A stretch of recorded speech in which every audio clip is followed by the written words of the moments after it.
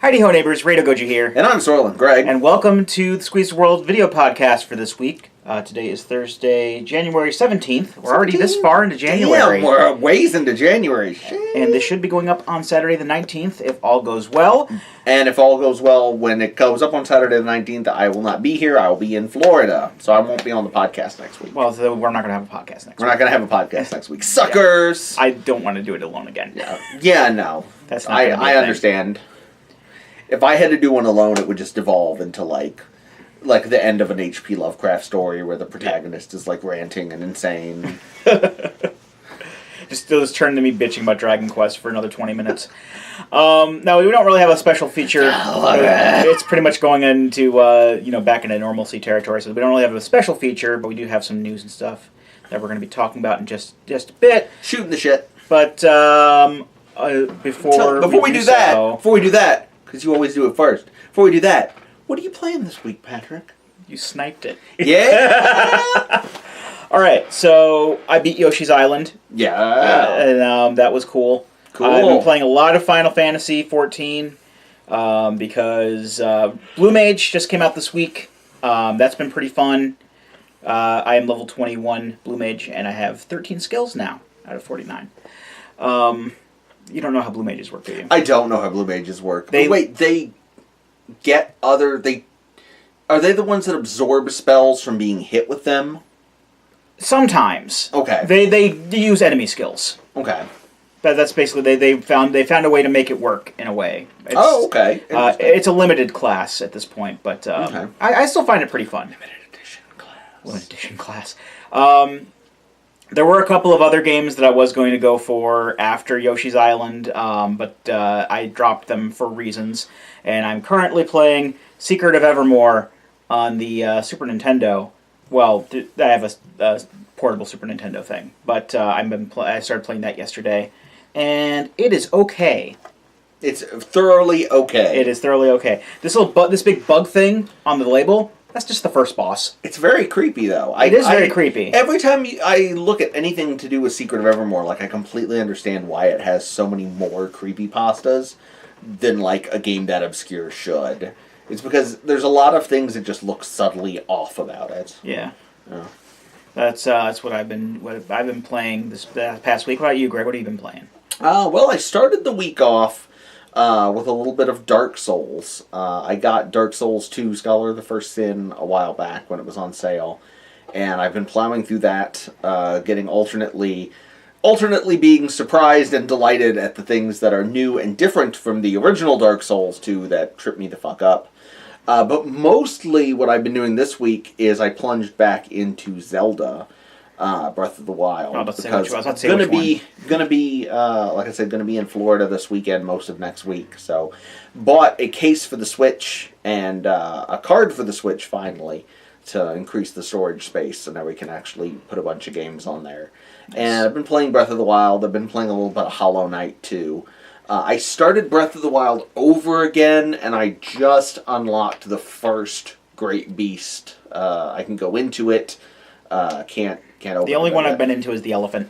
That's the one I'm talking about. The water elephant. Yeah. I know that you can go into them in any order, but that's the only one I ever went into is the elephant. I've been doing a lot more exploration this time around. Mm-hmm. I'm trying to open up half the map, get a bunch of shrines, done a whole bunch of things differently. I actually murdered. Since you've done that one, you remember the when you go up the hill to where the Lionel is and collect all the shock arrows. Don't remind me of that. I actually killed that motherfucker this time. One tip, friends. Backflips. Lots and lots of backflips. You see, that's probably my problem with it is that I don't do a lot of evasion and stuff. I just try to tackle it like it's a Legend of Zelda game. Backflips and those potions that give you 50 million hearts. 6 that are a radish. I used and one of meat those that are 6 bonus hearts. Those are really useful. I used a lot of foods that had a special kind of durian or something like that. It gave the durian fruit is the big fruit that all the guides tell you to go find. I got those. I found a couple places where they spawned. I don't remember where they are now because it's been 2 fucking years since I played the game. But I also got them a lot from Amiibo. So Use Amiibo. Amiibo. I will also help. that entire sequence, the first sequence where you ride the Zora Man and shoot shock arrows at the elephant to open it up. I realized I felt like the dumbest motherfucker because I realized this time around that when it shoots all of those ice things at you, like the ice blocks and the spiked ice crystals, you can just turn on Cryonis and select them and break them with Cryonis.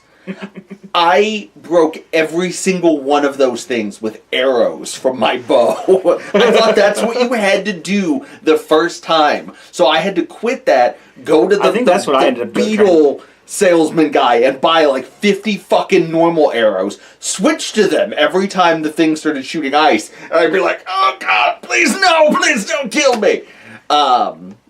Yeah, so that was me not paying attention the first time I played. But yeah, so I'm having a lot of fun with it this time around.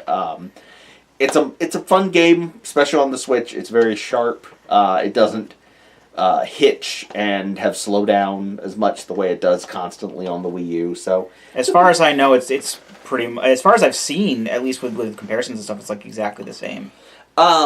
It's running in the TV mode, it's running in 1080p versus that's probably it. 720p on the Wii U. Because I'll be playing in handheld mode, so it's going to be like exactly the same as playing on the Wii U. The frame rate is a lot more stable, particularly like in towns. When I noticed when I was in towns like in Hateno Village or in Kakariko Village. I'm trying to change that after saying Kakariko for my entire life. Well, it's like how we just realized that we've been saying Neil Peart's name wrong for the last however many years. Oh my god! And I feel terrible. It's Peart. I thought you were going to say something because you messaged me and you're like, I've been saying Neil Peart wrong all these years.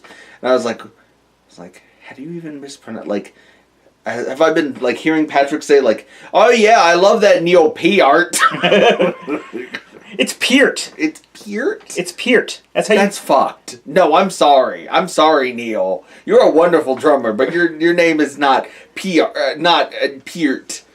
Well, I'm going to pronounce it correctly because I'm not a jerk. Your name is Ralph Fiennes, Ray Fiennes. That is not how you put that is Ralph Fiennes. You probably say Brett Favre too. No, I just try not to say it at all. Brett Favre. But what's been going on in the video game world this week? What did we want to talk about first? Well, I did sort of want to talk about my my challenge I'm imposing on myself. Oh yes, please go ahead. Absolutely, my mistake. Sorry. I know that. No apologies. It's our fucking podcast. In the very last episode, we basically went over why New Year's resolutions are bullshit. Yes, but. I decided to go with the grain sort of kind of this time around anyway, because I need to be better with money. And I mentioned in the last toy video I put up that I'm not really buying any more. I'm not collecting any more like sets of toys and whatnot. I mean, I still might get something here and there, but like I'm not getting any more Transformers. I'm done with Sentai for now, that kind of stuff. And you got a decent collection, man. Yeah, and I still have yet to make videos on a lot of that. Back a couple of weeks ago at MagFest, I already bought 2 games. And then, since then, I bought a few other games as well. I got like a couple smaller games that I have downloaded on the Wii, or not the Wii U, the Switch. Mm-hmm. Actually, I did download Mega Man Battle Network on the Wii U, so I can play that later. And I also got... Was that a new purchase? Mega Man Battle Network? Yeah, or was that a previous purchase you just downloaded to the Wii U? Oh, no, this was within the past week. Oh, okay. I did purchase that. I'm confused. And I also got Doom on the Switch. I bought a used copy though, so I'm still sticking with not giving Bethesda any money. I give money to GameStop, but I'm curious. You're gonna have to show that to me later because I'm curious what the performance looks like. I haven't played it yet. It's for a little bit later in the backlog for me, but pretty much at this point, other than Dragon Quest Builders 2, Final Fantasy XIV, Shadowbringers, and Gain Ground, the Sega Ages Gain Ground for the Switch. Those are the only 3 games that I'm planning on buying this year, for the rest of the year. I will still renew my Final Fantasy subscription if I want to. I will still renew my PS Plus subscription when that comes up. But unless... Not to mention, you'll download a PS Plus game if it's good. Oh, yeah. I know you almost never download PS Plus games, unlike me, who almost always downloads them, even if they look like shit, because maybe I'll want to play it sometime. No, that's a different kind of case. I said I would not be buying anymore. Like, right. If somebody gifted me a game, I would not reject it or anything. I would, I'm not going to lift gift horse them out there. Brilliant idea. You and I, neither of us are going to buy any games this year. It's just going to, hey, Greg, I got you Resident Evil 2. Hey, Patrick, I got you Dragon Quest Builders 2. If I see a game I'm interested in on like PS Plus, I'll download it. Yeah. Because that doesn't cost any money. But unless like they announce a game that absolutely hooks me and piques my interest to like an extreme, or if there's like a collector's edition that I'm particularly interested in, like I know that there's the rumors have started going around that Persona Q2 is going to be announced for Western release, and if that has an interesting enough collector's edition, I might go for that. But other than that, I'm not going to be buying any new games for the remainder of the year. I believe this man. I do. If I made that sort of promise to the camera, don't believe me, because I already am like, I do this every year. I'm the hoarder. I buy a bunch of shit over Christmas, and I'm like, I'm good. I'm not gonna have to buy a game forever. My backlog good. My backlog spraying that gasoline. My backlog good. And then like I play the Resident Evil 2 demo, and it's like, man, this is good. Did you play that? I did. It's real good. Too bad you can't ever play it again. No, you can. They completely fucked this up. All you have to do is is open it with a different account on your PlayStation, and that's not keeping within the spirit of and things. you can play it again. So you can create guest and play it, and then you can create guest 2 and play it again. I haven't done that. I've only played it the one time. We could download it onto my profile and play it on the channel. I could do it again. We could do that. But I mean, it's not that much longer until it comes out. I don't think. I don't think so. Plus, as you sent to me the other day, Troy Baker teased that Death Stranding may come out this year. So I'm down for that. We trust Kanji. Guerrilla Games, the makers of Killzone and Antiquity, and more recently Horizon Zero Dawn, played. Apparently, we're shown 2 hours of the. Of Death Stranding in a private event, and were speechless, which I am interpreting to mean both speechless because the game was really good, and speechless because they can't believe how batshit insane it is. I was about to say speechless because they're still trying to figure shit out because of, as you do with Hideo Kojima. I have many questions. Yes. But in a good way. I'm ready for it. All right. So that's my challenge I impose upon myself. That's your soapbox for the day. And you're free to call me out if I break that. Oh, I'm not gonna call you out, but I mean, you might. If I decide to get for some reason I just go out of my mind and I'm like, and tomorrow I'm just like, I'm gonna go and get the new Mario U-port on the Switch. See, I'm not going to do that. But my kid this irritates me because my kid keeps trying to hint that we should get that for the Switch. You already have it for the Wii U? You literally have it for the Wii U. They added Nabbit, and they added... Nabbit was added with the Luigi. Does he not have the Luigi DLC? Oh, he does have the Luigi. So he has Nabbit. And it's got Peachette, or whatever it Toadette. is. Toadette. Who can become a Peach version that eventually turned into a whole meme. That created the whole meme. Yeah, the Bowsette horny gamer meme. But I just lost my train of thought. And I'm like, so why do you want to buy it? Why? It's the same time. You can go in your room and play the Wii U right now. It's not like you're going to be... It's not like you can play it on the go. As far as I know, Cooper's not allowed to play the Switch in handheld mode. Or is he getting better with that? He's getting better with it. We've loosened that restriction a little bit, especially because we now have 2 sets of Joy-Cons in the house. So it's more... we don't officially do this, but I definitely try to segregate the Joy-Cons in, Cooper's Joy-Cons and parental Joy-Cons. And nobody uses the Pro Controller except me. But yeah, we'll probably do that a lot when we're traveling, like when we stop at like a house or a hotel and prop it up with the little thing and take the Joy-Cons off and play Smash Brothers. Gotcha. Not using the GameCube controllers like God intended. Not using the GameCube controller like God intended. But yeah, you might break down. I'm curious with myself when that's going to be. I mentioned I was tempted earlier to buy. I cannot. Other than the Warriors. Other than the couple of games that I know that I'm going to buy, I can't think of anything that could possibly want me to buy it day one. I have such a fucking backlog is the thing. Like, I would feel... Oh, that's one of the main reasons, too. Super guilty buying any games. Like, I have Dark Souls, I have... just right off the top of my freaking head, I have Nioh, Yakuza 0, Witcher... Red Dead Redemption 2, I have barely started.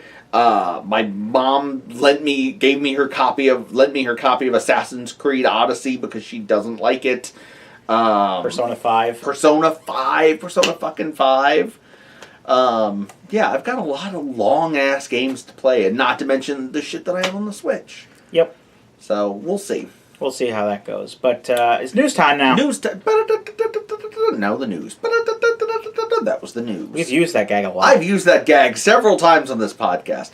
But what's our first?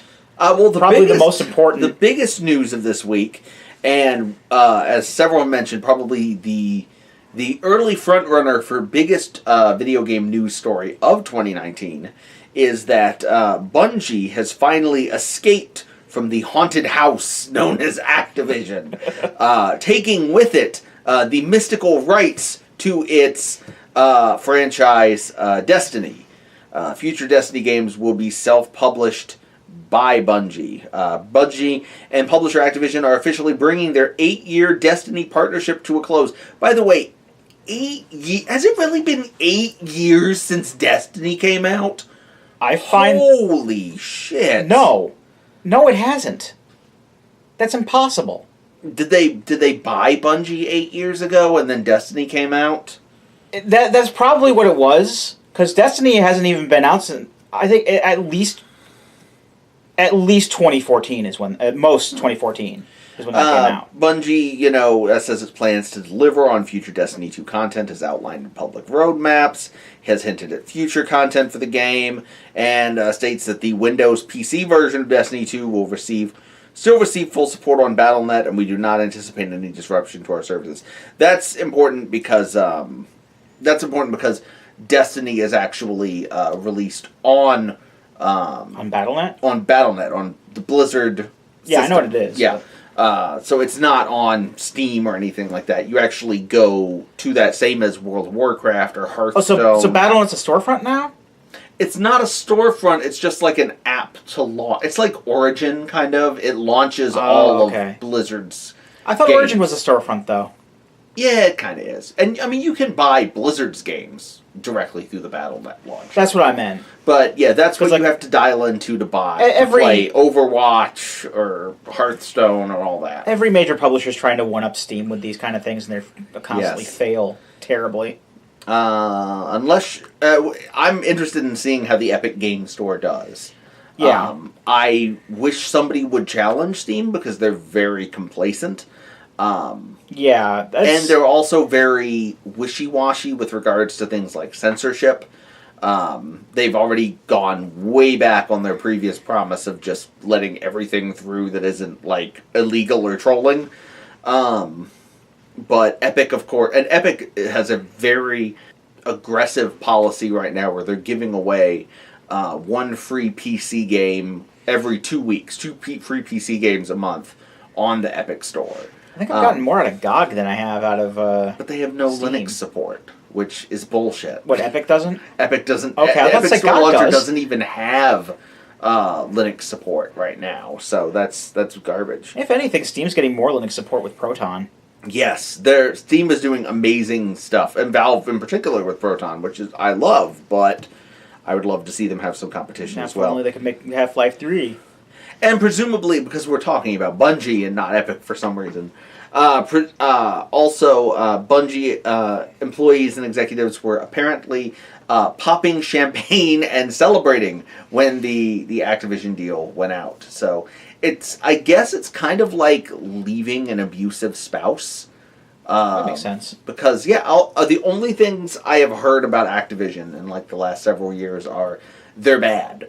That they work their that they embody sort of a very bad trend in video games of.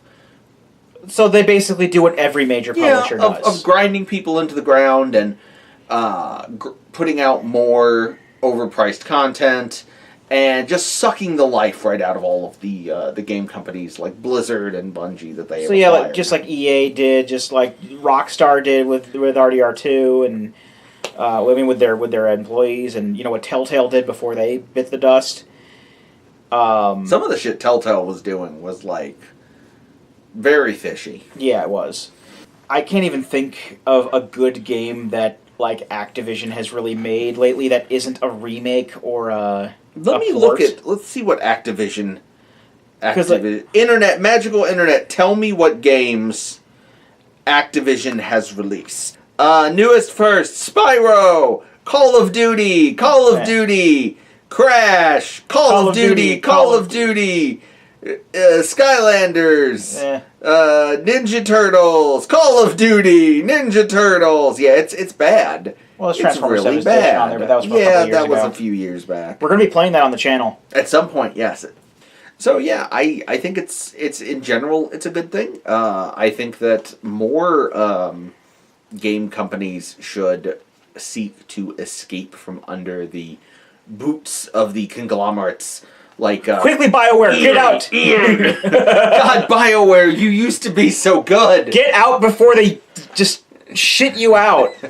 Jesus Christ, they've already chewed you up. Jesus. Yeah, they've thoroughly destroyed BioWare. Speaking of Transformers, I love how Jim Sterling just always equates EA to Unicron. Yeah, that's fair, actually.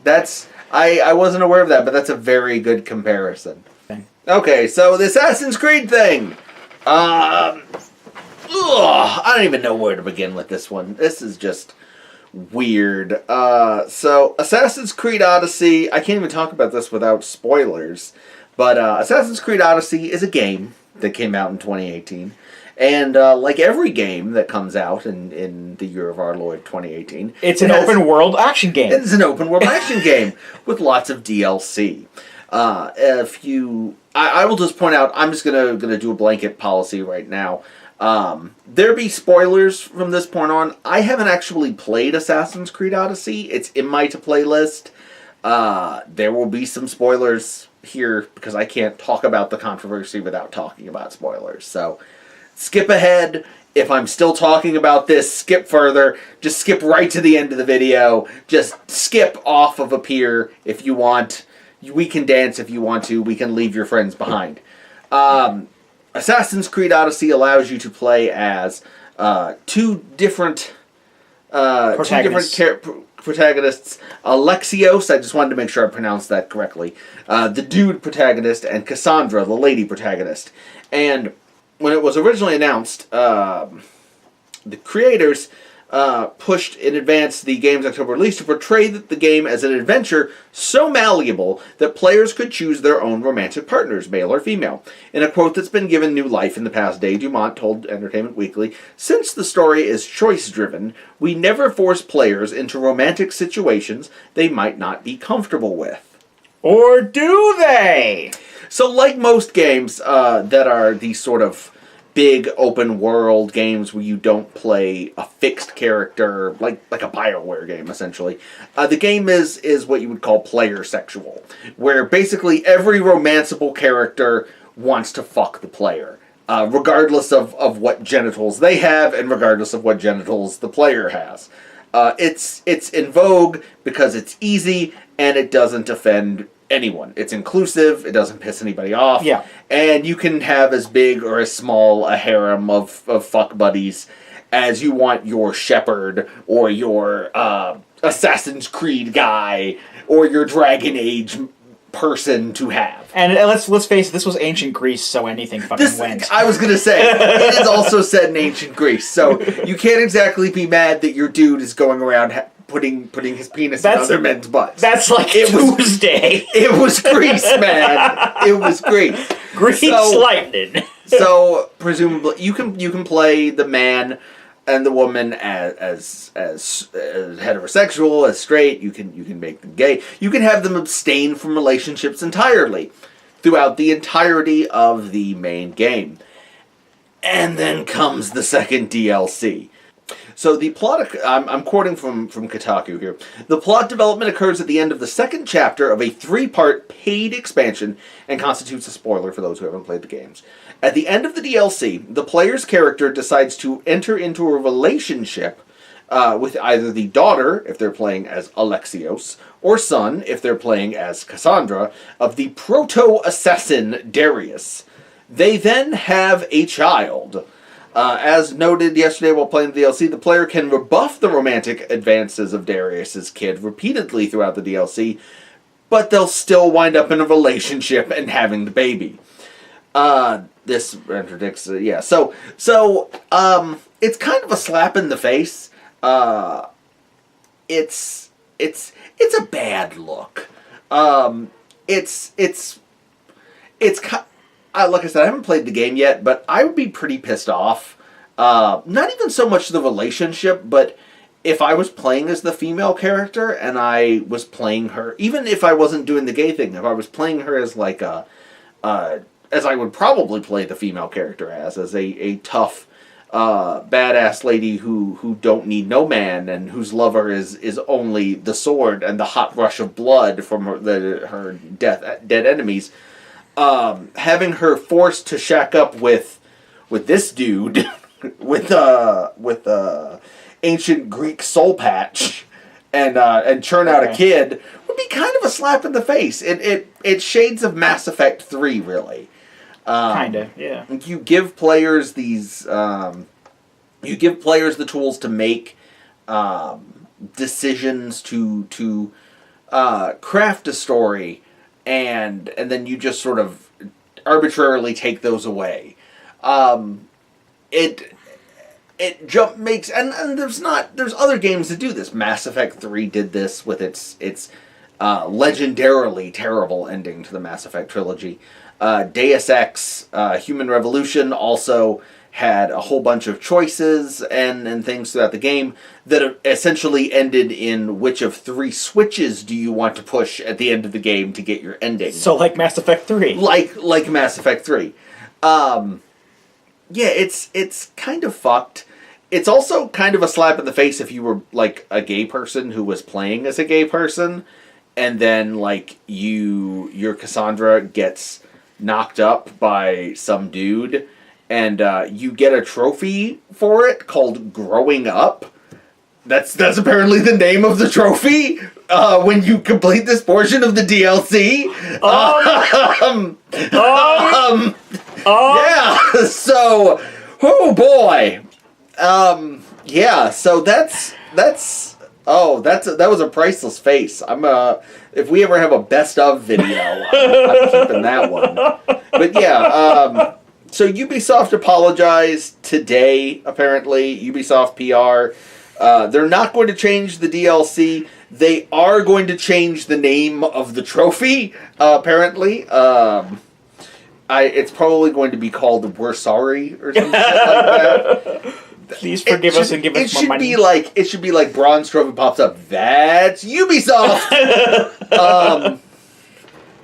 No, your choices didn't matter. Should be called How Is Babby Formed? How is Babby Formed?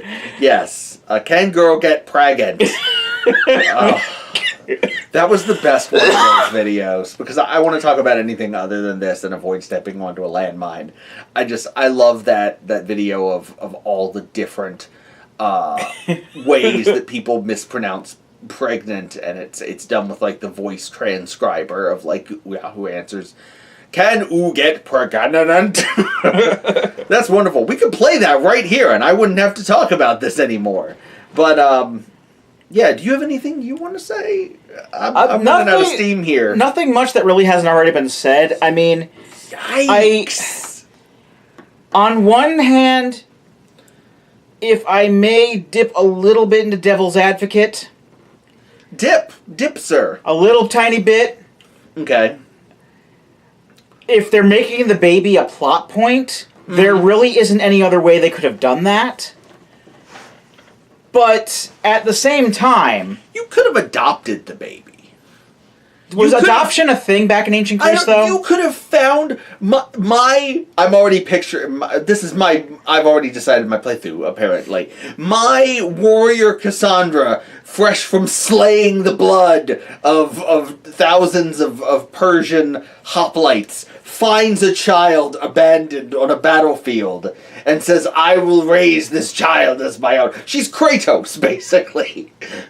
No, the kid in God of War is Kratos's, but I'm the way I was saying it. I will raise this child, and I will get revenge against Zeus, my father. So that's what she'll say. Wrong franchise. No, that's what she'll say. Wrong franchise. That's what she'll say. It's just God of War. It's just God of War with a goddess of war. Yes, absolutely. Let's do it. But no, that's the only sort of thing I can see on their end of things. Everything else is just not cool. Go ahead. You talk. I'm sorry. How was this okayed? Yeah, that's exactly what I was. What were they fucking thinking? How did this get through testing? I mean, I'm not an Assassin's Creed player. I don't play those games. Like I said, I have it. The last one I was lent it by someone who received it as a present and did not really connect with it. Prior to this, the last Assassin's Creed game I played was Assassin's Creed 3. Which was back on the Xbox 360 forever ago. Yeah. But I'm just... yeah. In the year of our Lord 2019, how did this get through? How did they think that this would go over well? How did you think? Yeah, you just need to settle down and find a nice mercenary son and or daughter, and just grow up. Just grow up and form a family in ancient Greece and get revenge on Zeus, your father. Where everyone is a stable 1950s family, and there was absolutely no hemlock and buggery going on. So moving on. So what's your story? Oh, well, some data miners. Let's talk about something else, please, quickly. Okay, so now. Oh, this is a good one because it's something I'm excited about. This is something good for once. This is a Nintendo. Maybe. Maybe. The Nintendo Switch Online, as we know, is kind of a iffy thing, depending on how you look at it. It's kind of a bust. I would not have gotten it if I wasn't gifted a slot in somebody's family plan. Oh, nice. But I still don't use it for anything. I am not interested enough to play most NES games, let alone most of the ones that they have available to play. And if I want to play Super Mario Bros. 3, I have that on my 3DS. But data miners have gone into some things and have found that it's very possible that Super Nintendo games may be on the way to the Nintendo Switch Online stuff. Yeah. More than likely to be dribbled out 2 or 3 at a time over the course of, 10 years. I love it. I don't love it, but... Yeah, so below is the full list of titles. I've found this on Nintendo Life. Below is the full list of titles according to data miner Kapu, who goes by the Twitter handle at Cappuccino Heck. Yes, we give credit when credit's due. Super Mario Kart, Super Soccer. Okay. The Legend of Zelda: Link to the Past. Yeah, I mean naturally. Demon's Crest. I don't know if you played that. It's pretty awesome. That's an interesting choice. Yeah. Super Mario World 2, Yoshi's Island. Duh. Stunt Race Effects. Is it still going to be in like a window that takes up like a third of the screen? And I don't the rest know. is just an outline? Kirby's Dream Course, because they keep putting that in there because the Game Grumps made it popular or something. Poppin' Twinbee, Star Fox, Contra 3 The Alien Wars, Kirby Superstar, Super Ghouls and Ghosts, Kirby's Dream Land 3, Super Metroid, Super Mario World, Pilot Wings, F-Zero, because of course, Star Fox 2, oddly enough. Star Fox 2? Yep. Super Punch-Out!, The Legend of the Mystical Ninja, Super Mario All-Stars, and Breath of Fire 2. Huh. So first off, and most non-surprisingly, no Square Enix offerings. No. It seems that Square Enix has pretty much, starting with like the 3DS and the Wii U, they have just abandoned the Virtual Console concept outright, and that is the reason why my 3DS still does not have digital downloads of Final Fantasy Adventure and Dragon Quest III. But, I mean, I see some of these games on here. Now, my opinion is I still really don't care. Now, I realize, and you pointed this out earlier, I am in the minority on this. I actually still play my 3DS far more than my Switch. Yeah, that's the part, the minority, not the being disappointed in NES and SNES games. That you're probably still in the majority on. There are a lot of games that I either wouldn't play or can already play on my 3DS. So I'm really in the and even if you have like a SNES Classic like Greg does, you have some of those games, including Star Fox 2, already on that. I have most of those games already on the Super Nintendo Classic. Yeah, and no Final Fantasy 3 or on other Secret of systems Mana as well. I mean, no Super Mario RPG, also disappointing. But, I mean, I can see why people can be excited for this, and, more power to them. But this is still a rumor and something. This is just data that was found in there. It doesn't necessarily mean that this is 100% going to happen. It just means that it's likely to happen. As well as basically as much as everything else, I'll believe it when I see an actual announcement from somebody. Like, I started seeing articles earlier today about how Persona Q2 has been rated by the Australian Games Rating Board, whatever they're called. They're just rating everything out there. And everyone's like, "Oh, looks like Persona Q2 is coming out," and I'm like, I would love Persona Q2 to come out over here, but I'm still waiting for Atlas to say something about that. That cactus out there, that's rated teen. That wallaby, it's rated M for mature. I don't even know if they have the same things. Fuck if I know. Like the PEGI system, like Europe does. Oh, okay. I don't know. I think they may have their own thing. So it's more like that koala is rated 17. You do a better one than I do. For me, he understands. For me, the whole Nintendo Virtual Console Switch Online situation is essentially if somebody, to me, it's like somebody looked at the Switch coming out in the online and was like, PlayStation Plus gives out 2 games every month. God, I wish that Nintendo would give out 2 games a month just like that. And then the finger curled on the monkey's paw. It's, Super Nintendo games would be good. That would be great. At the same time, the SNES games and NES games, these are games that Nintendo has given us, half a dozen times at this point, between the Wii Virtual Console, between ways to play, between the Wii U, ways to play things like old Zelda games on the GameCube, and just in general, emulation boxes, emulation, the SNES Classic. Oh, that's what you're talking about. The NES Classic and traditional, on your computer emulation. That doesn't count.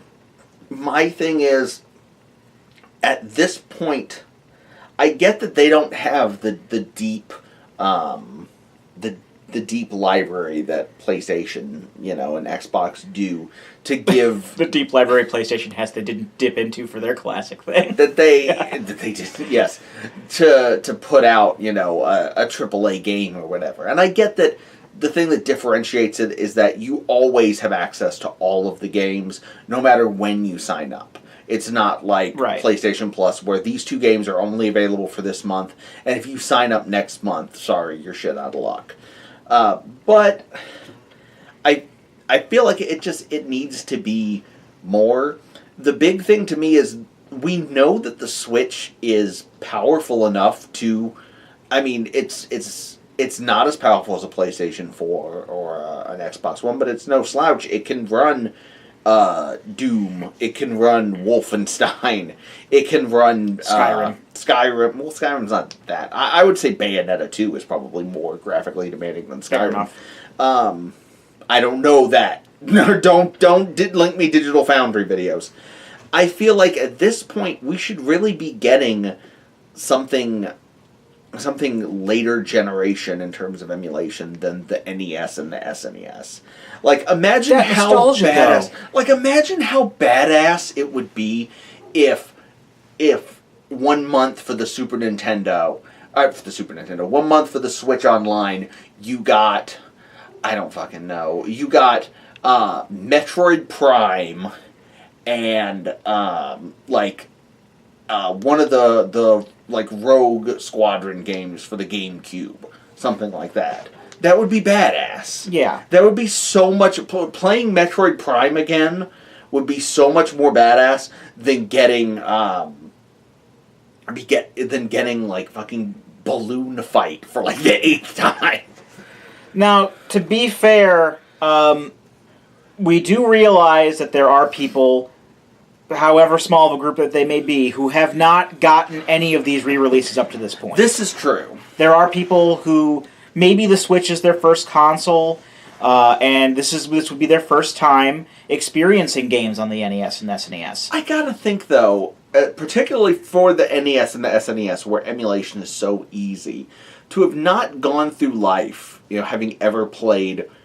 I gotta think that the number of people... That the people who own a Switch, who own Mario Odyssey, or the new Zelda, and have just never picked up Mario World or Super Mario Brothers 3 or the original Mario Brothers, like, ever, that's got to be a minority. Well, I mean, I'm not necessarily saying that. I'm like saying,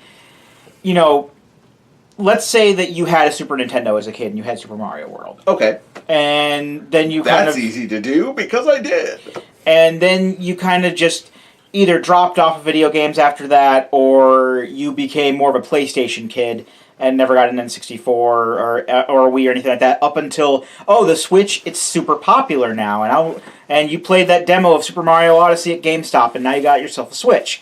But you never had any of those re-releases of Super Mario World. Then that's even more reason why you should play it. Think of how many people have not played Mario Sunshine. I've never played Mario Sunshine. I would fucking love to have Mario Sunshine be one of the games on the Switch Online. I can lend you my GameCube in Super Mario Sunshine. But that'd be nice. Well, actually, I think that's my brother, so he has it in Florida.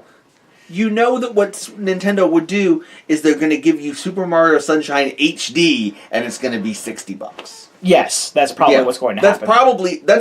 I am 100% shocked that we don't already have a Mario Galaxy 1 and 2 HD collection on the Switch, honestly.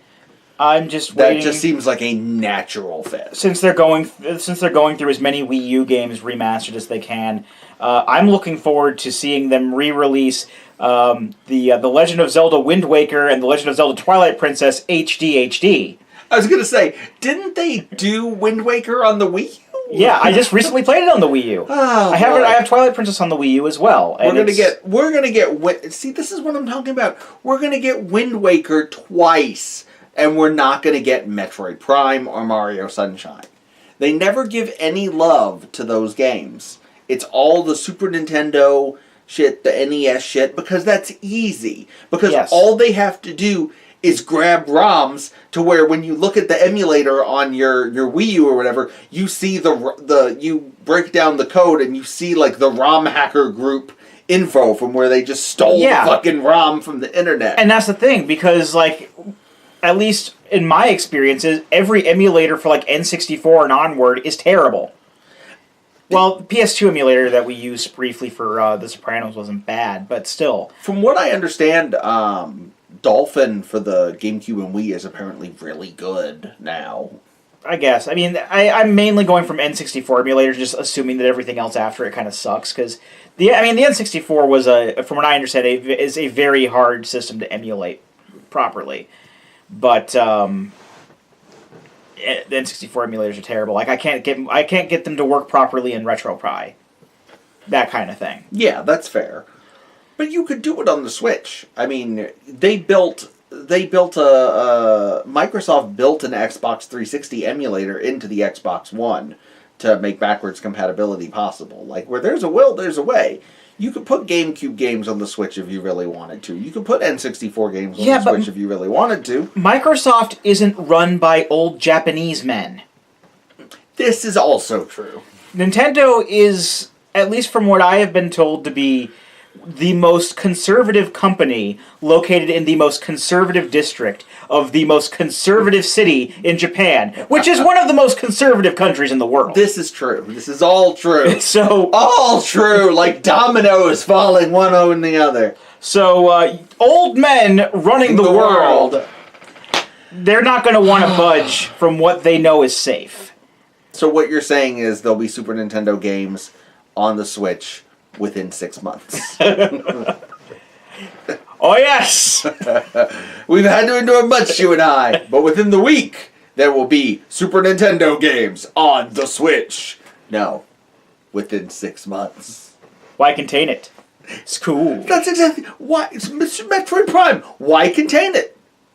It's cool. Come on. It's a good game. The second one was good, too, even though it was brutally difficult. The third one was okay, too.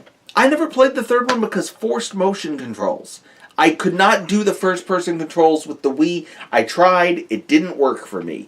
If you could make a version, if they made a version where you could play it with the GameCube controller or with a regular controller, I'd be on that shit in an instant. I have yet to finish it, but I liked what I actually think it's one of the more intuitive uses of the Wii control. I have the Wii version of the Metroid Prime trilogy. And I actually very much enjoyed playing through Metroid Prime 1 and 2 with those controls. With those controls? That's interesting. And there are a lot of people who feel that way. It has never worked for me. Fair enough. I sometimes, honestly, I have trouble just playing like Mario Odyssey or Mario Kart with the two Joy-Cons, one in either hand. Because that's stupid. They're trying to force motion controls where it doesn't need to be. Like, I always have to snap them into the little thing and hold it as a controller. That's what I always do. I have trouble doing it like this, just like... No, it's got to be one controller that I'm focused on. I mean, with Metroid Prime, at least it was point and click to fire, and it was intuitive. Yeah. But that's the way Resident Evil 4 was too. It apparently made the game a whole lot easier for people who were good at that sort of thing. Fair enough. And also, most importantly, for our last news thing of the day, Star Citizen's still not out. I knew it as soon as you started talking. It was going to be Star Citizen. There's your running joke for the week. It's not out. Maybe one day we will change. You know, there may come a day when we have to change that running joke, but that day is not today. Because Star Citizen is not out. This year is not that year. This year, I was going to say 2019 is a year of a lot of games. Star Citizen is not one of them. Maybe, unless they can get more Blood Diamond money, that's not going to be a another thing. Couple billionaires. Unless Elon Musk wants to invest in... No, he's too busy maining Zero Suit Samus. My God, that would be... that would be just the thing that the Star Citizen saga needs to reach, like, the next level of Elon Musk. It would be for Elon Musk to buy half of SIG and to become an equal partner and to want to, like, shoehorn... he'd want to shoehorn Tesla into the Star Citizen universe somehow. Yeah. Like, and have progressively more insane ideas to add to the game, and then... Here's a big picture. Jeff Bezos buys in. Happens. And, like, you buy... You called it here first. Yeah, Jeff Bezos buys in, and you can't buy anything in-game, like, through in-game vendors. There's like a website in the game that you use to buy your upgrades. You have to go to Amazon and buy your upgrades. You buy ships on Amazon. Oh, I see where you're going with that. Directly on Amazon, and then directly on Amazon. Amazon. Them in-game. That would be consistent with Star Citizen pre-launch. Yes. So Jeff Bezos, get on that. Yeah. Finish that damn divorce and get on buying Star Citizen. So that would be That's our that's the sound of Jeff Bezos's bodyguards coming to tear down the house. That's the sound of the lawyers tunneling through the walls. So we're gonna go ahead and cut the video here. So join us again in 2 weeks. We'll have a fresh new newscape, and maybe some more. Maybe we'll come up with another feature presentation. I like doing those. I like those too. But until then, I've been Rado Goji. And I'm Soylent Greg. And we'll be here next time. Join us, won't you?